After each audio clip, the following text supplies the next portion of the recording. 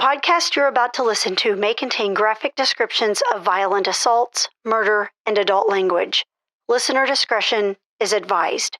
Welcome to the Murder Police Podcast, The Murder of Umi Southworth, Part 3.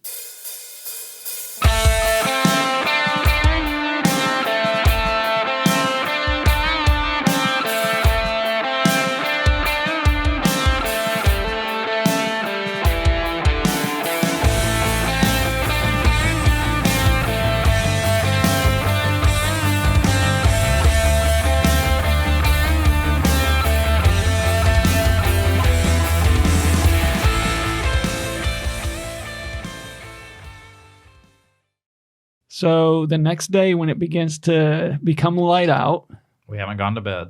We have not. We decide that an article search would be great. Now, so we arranged to have that done. And lo and behold, if you recall earlier, I said there's high weeds almost up to the roof of that carport in the back. And so we let the canine go through there and we discovered, I'll let you describe what was found since it was your wonderful idea. Well, thank you, Chris. So the first thing we find, or the dog actually finds, I mean, not us, it's just the dog sniffs it out. Credit to the dog for finding this.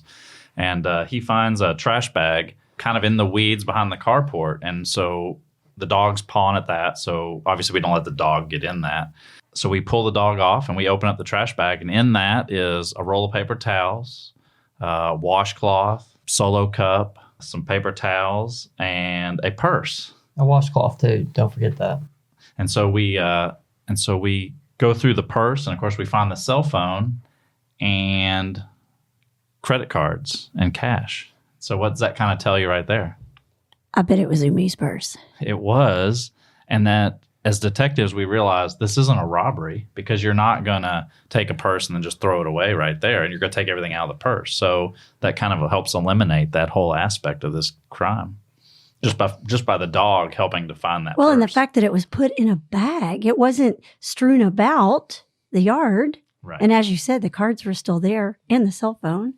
And I think what's important too is David described the purse, but also the way it was packaged when you opened the purse, and we all can still remember to this day when we opened it, it was all just very organized. It hadn't gone through. Everything was in a place. The cell phone was on the very top when you opened it, so it was obvious that no one really went through it. They just were worried about getting rid of it. It was placed there. Exactly, and then you'll find that it's very interesting that you said that.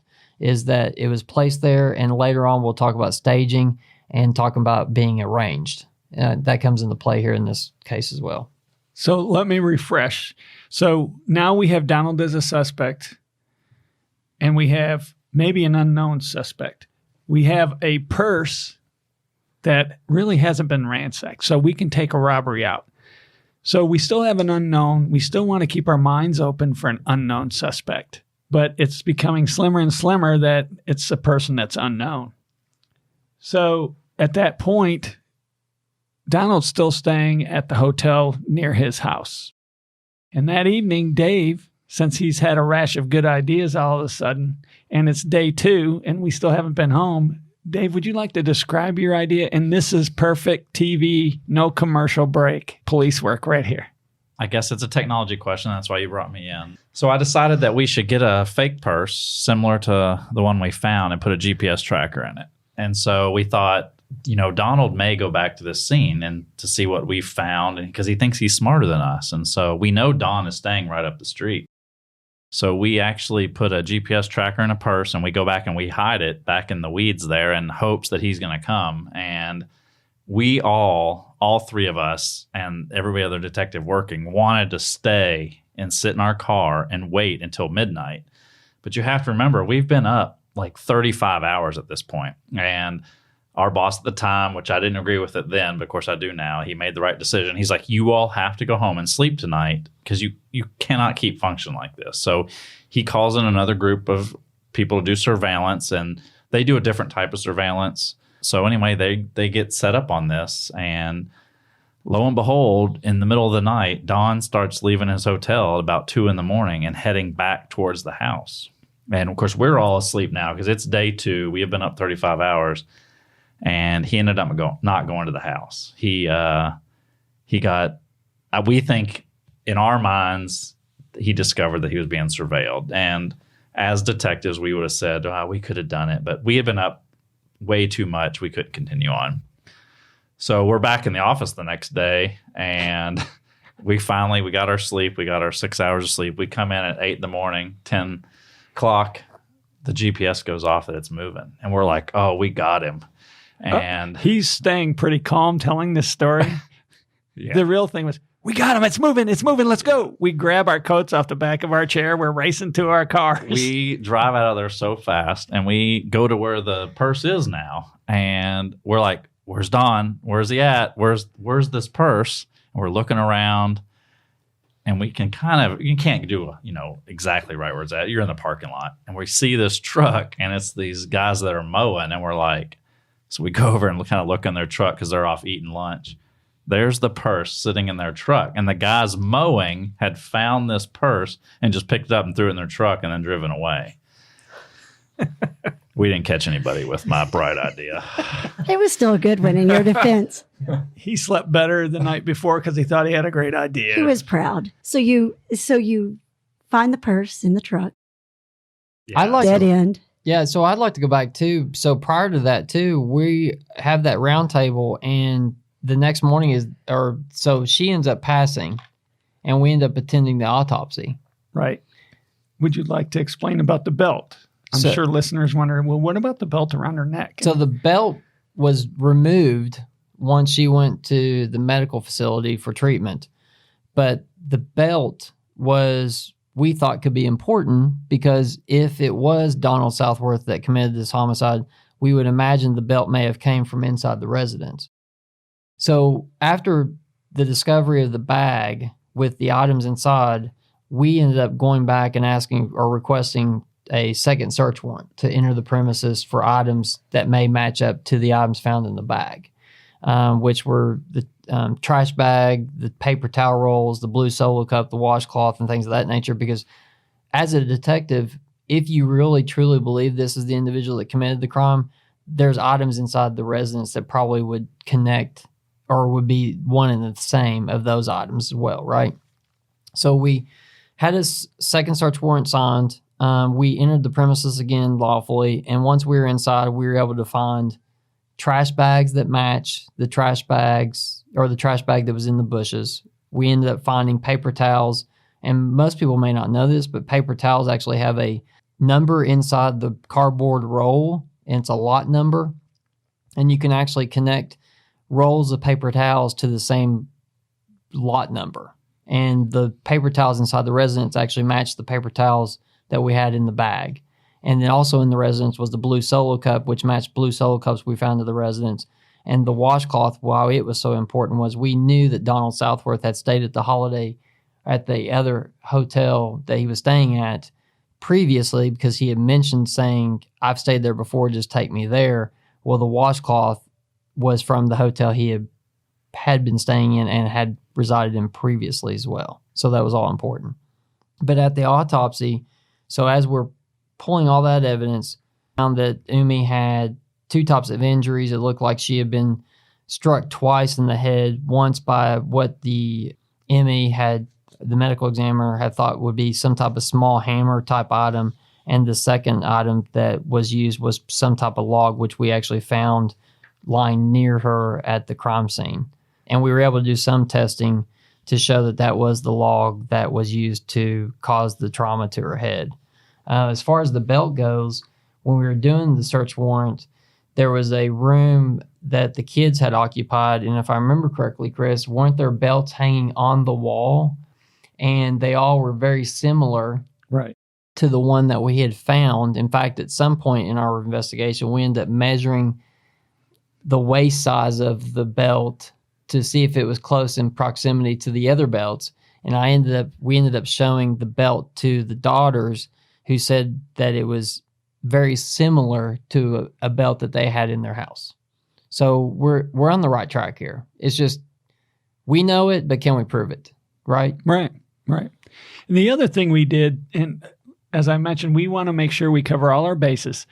So we did research, and we researched the sex offenders website, and we collected all the names of sex offenders within a 5-mile radius. And so our goal was, if there's any DNA, we need to go out there and swab them. So that's what we ended up doing for several nights. Homeless, sex offenders, we swabbed everybody that was in that area.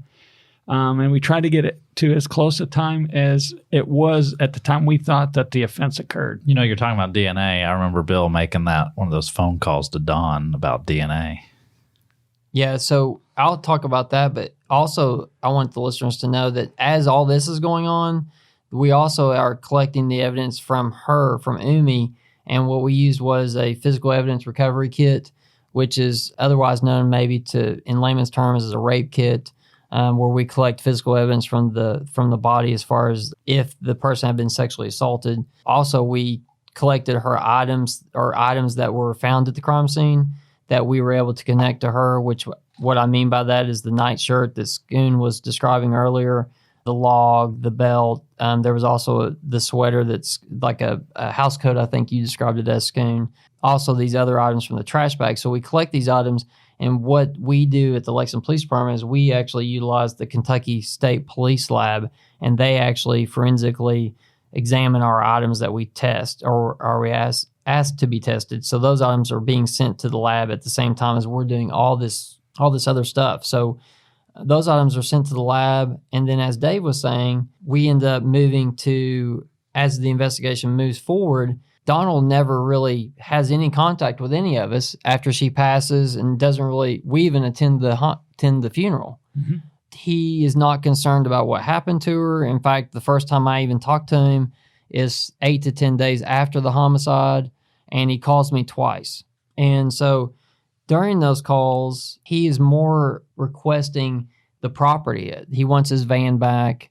He wants to know when he can receive the property that we obtained from the house back, but never once asking if we knew or who had harmed his wife, Umi. During those conversations, as I'm talking to him on the phone, he's not in custody. I'm not having to advise him of his rights. He basically is just talking. I'm just sitting there listening. And in one of those conversations that takes place, he starts telling me about how he had thought about searching the crime scene and actually found himself back in the ditch line and had located the box spring that we had found Umi under.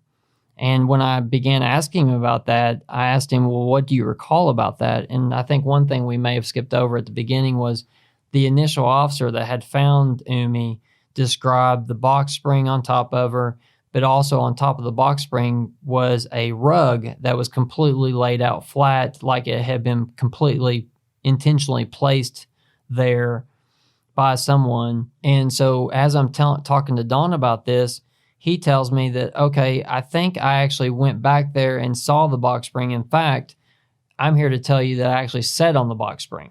And of course, I'm sitting at my desk about ready to fall out of my chair because he's admitting to me that he was actually in the crime scene. But you and I and all of us know as detectives, he knows that there could be a chance we find this DNA that Schoon had mentioned originally in the interview. So now he's having to cover his tracks, right? So in that interview in that conversation on the phone, he tells me he sits on the box spring. I asked him, did you feel like there was a lump underneath it or anything weird or odd about it? And he described no. In fact, he said, I touched the carpet or the rug that was on top of it. And in fact, if there was any blood out there, I'm colorblind. So I don't see red. So there's no way I would have seen that. So I asked him, did you pick up the box spring? He said, I did. I picked up the box spring and I didn't see anything underneath it. So as soon as I hung up the phone, I recorded that conversation. As a detective, typically we all have recorders at our desk.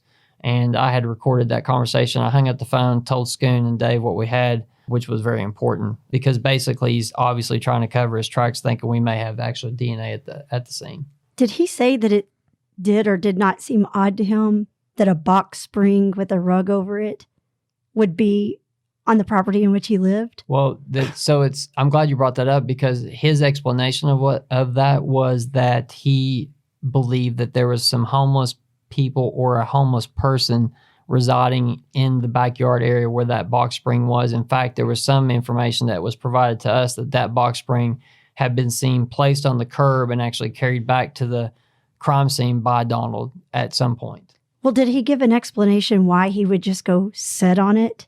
Well, he was adamant that that was a homeless area back there. So again, why would he sit on it? That was just his explanation. Right. And remember, you want him to keep calling you and talking to you. So if you recall, early in the investigation, he said, my daughter was attached to my hip. Everywhere I went, she went.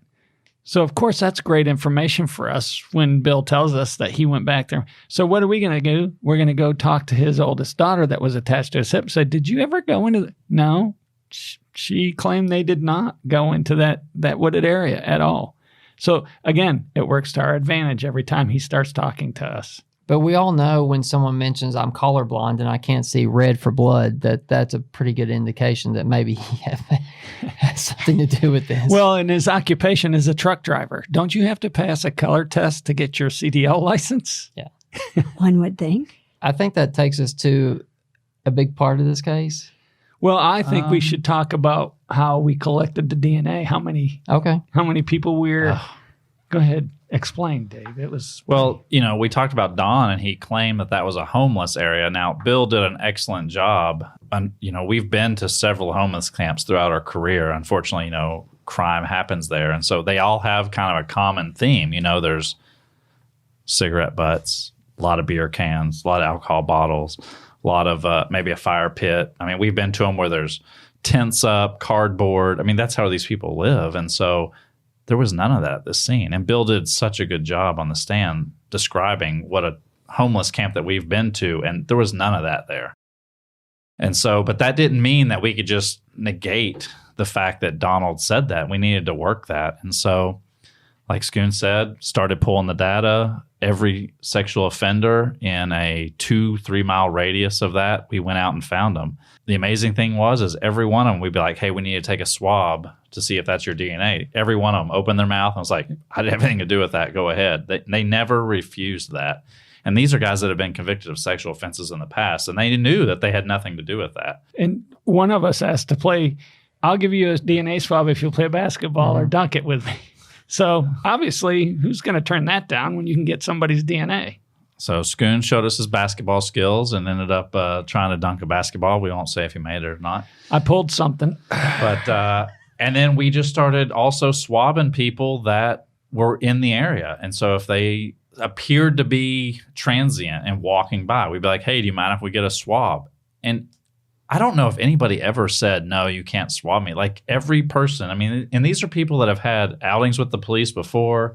They've been arrested for minor offenses, and we treat everybody with respect. We don't care about your past. That's one of the things that we've always done as homicide detectives. We don't care if you've been arrested for alcohol 20 times. We're going to treat you like a human being, and we'll talk to you like that. And they gave us a swab because they knew they weren't involved in this case. And so we sent all those to the lab, and it ended up being like 40 or 50 swabs of people we sent just to confirm that none of those people in the area were involved in this. And that's where the Commonwealth comes into play with this as well. This was a joint meeting where that was discussed and asked of us to do that. And that's why it's such a big part of any homicide investigation when you include all the people that would be involved, which would be the detectives and the attorneys that are going to prosecute that case. In the meantime, we're waiting for the results. Now, several people think it's like on TV where you get your DNA results back in a commercial breaker. Let's be even realistic. Some people think you'll have it back in a week. Well, that's not the case at all. Sometimes it's 6 to 8 months before you ever get the results back. So that's why we continue to investigate this case. And we got a surprise, a call from the Kentucky State Police Lab about, if you remember Bill talking about a PERT kit, the rape kit. I get emotional thinking about it because it was a surprise for me. I'll let Bill describe the results of the sexual assault kit.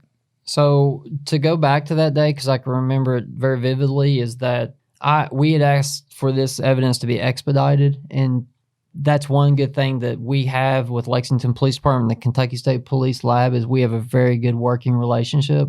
There's a few lab members there that we work very well with, and we asked for this to be expedited because we knew that we needed to get this information as quickly as we could. So So the evidence that we were processing, like I explained earlier, which was the trash bags and things like that, people think it's very easy to obtain DNA and fingerprints from things like that. It's not. So we had not located any DNA or fingerprints from any of the evidence we'd already provided from the items found in the bushes.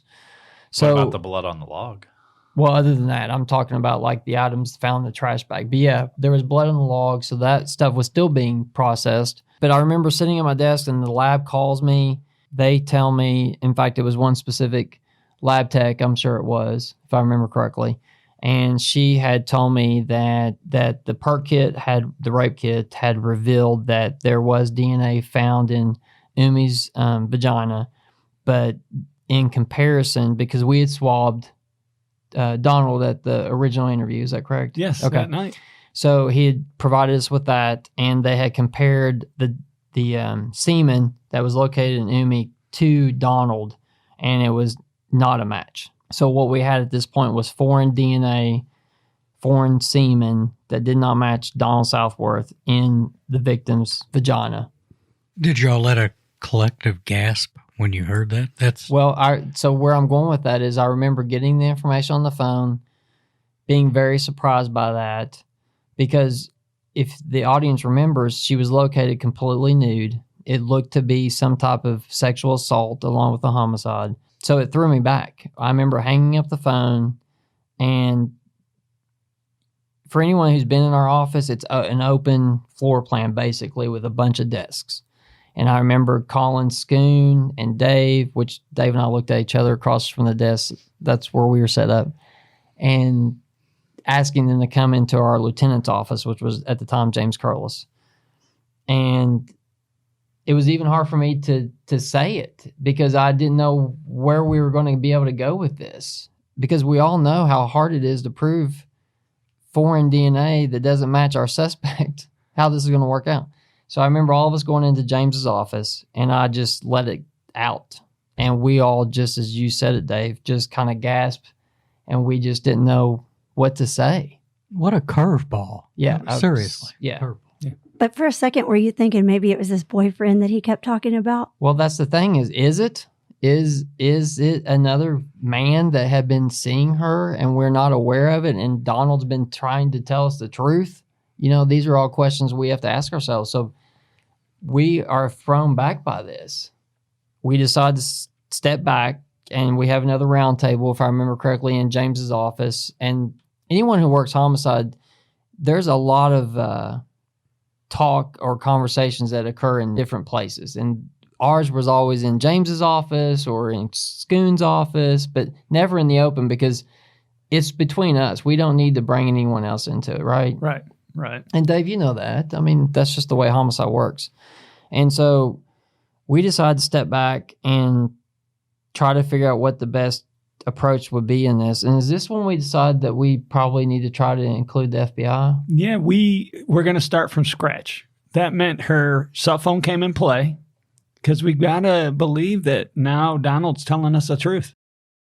So we're starting from ground zero. And we had reviewed those cell phone records, and there was a lot of conversation. Mm-hmm. So then it started. These guys traveled to like multiple states to everybody she was texting with and getting swabs from them.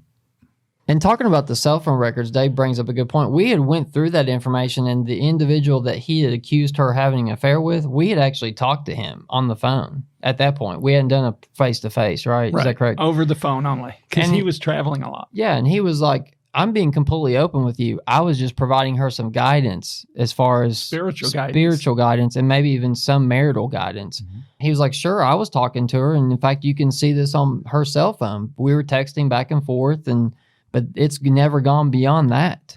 Eventually, we ended up, Schoon and I do a face-to-face with him. But at this point, we were actually preparing. So this happened in June, right? And we were actually preparing to go out west for a training. That's the way I remember it, right? Right. So we had planned the FBI had invited us to come out to a training in California for a homicide training, and Schoon and I were able to go to that. Well, they were also asking for any detectives attending the training to bring any open case complex case that they may have to present to their behavioral analysis unit. And what I mean by behavioral analysis unit is basically what you see on Criminal Minds, just to give the audience some idea of who we're talking about. They don't get the black helicopter. Or the fancy jet. And they don't interview people. Correct. This BAU unit, which was the BAU2 unit, is that correct? BAU2. Right. That was the ones that handled the adult sex crime homicides. Right. Had invited us out there. And so we're like, it's the FBI. Let's see what we can do with this. So We've seen them on TV. Yeah. So we pack it up, Schoon, James, and I, and we go out west. And so I remember the day we presented the case because...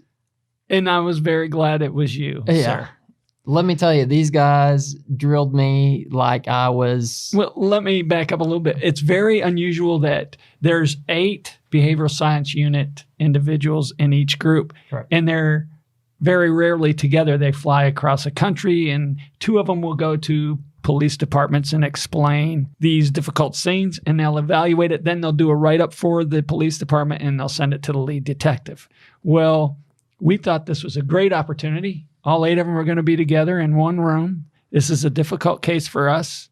I remember walking into an amphitheater with several individuals in a U-shape, and I was to take notes. We set that forward right from the beginning, and I think Bill had to testify in front of the Senate committee by the time we were done. Mm-hmm.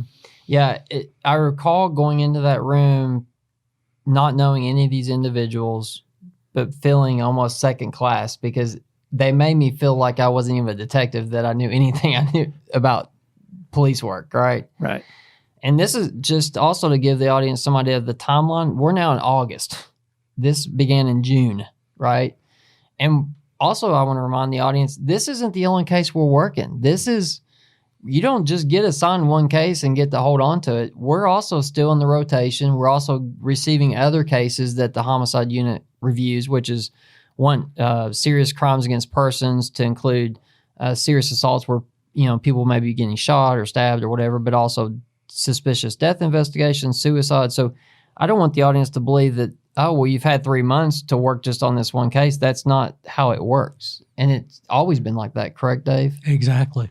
So we ended up going to the training and presenting this case. And I remember going, after presenting it, walking back to the hotel, and we were able to have some beverages. And I remember the FBI coming they were staying with us and providing some condolence. They were consoling me. He was, because I was a little upset. You were suicidal. I had to sleep in your hotel room that night. Yeah. And I was on watch. Yeah. Because you got to understand, so it's 2010. I've been in homicide for 8 years. I feel like I'm not an expert, but I'm at least close to knowing what I'm doing. And they made me feel like I knew nothing. But it wasn't anything to them. They were just asking pretty important questions that I felt I had the answers to, but they were also pushing me for more information that I didn't have. Right. And the thing is, what you have to do prior to going and having your case evaluated by the behavioral science unit, you have to fill out a booklet called the VICAP, which is a violent offenders. It's a booklet that's about 32 pages, and it's detailed. A victimology. Yeah. So Bill did all of that. He knew his victim, and and we all agree in the basics is what they gave us offhand, but they really gave us further information to look into.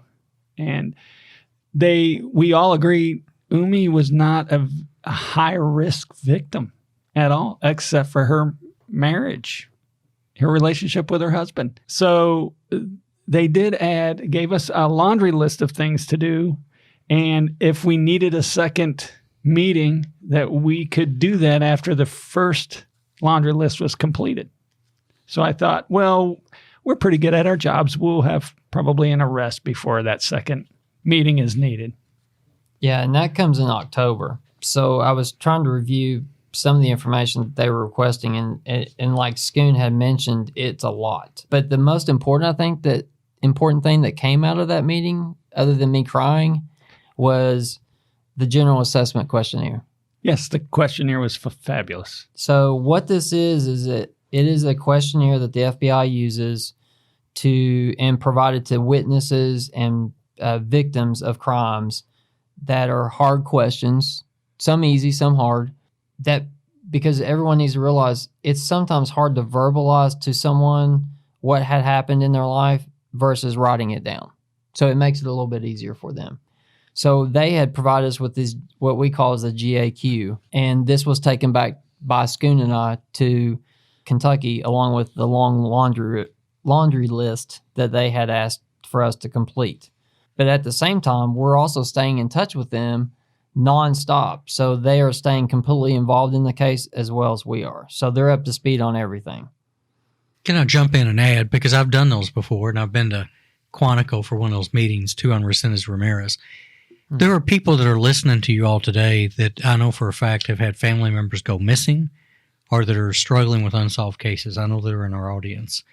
And it emphasizes the importance of how you have to be brutally honest with the investigators about that family member, and you can't hold a single thing back. And I know that's difficult for people because sometimes they have a loved one that lives a high-risk lifestyle and they try to hide that.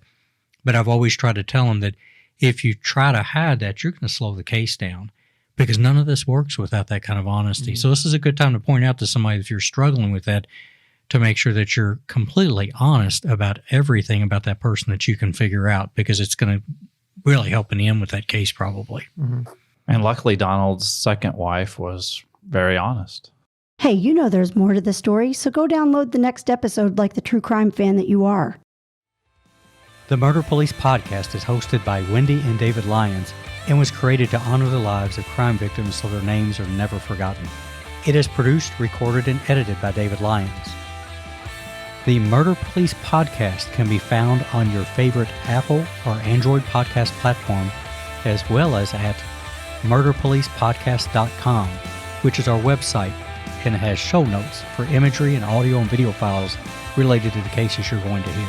We are also on Facebook, Instagram, Twitter, Pinterest, LinkedIn, and YouTube, which has closed caption available for those that are hearing impaired. If you've enjoyed this podcast, please subscribe for more and give us a 5-star review on Apple Podcast or wherever you download your podcast from. Subscribe to the Murder Police Podcast and set your player to automatically download new episodes so you get the new ones as soon as they drop. And please tell your friends. Lock it down, Judy.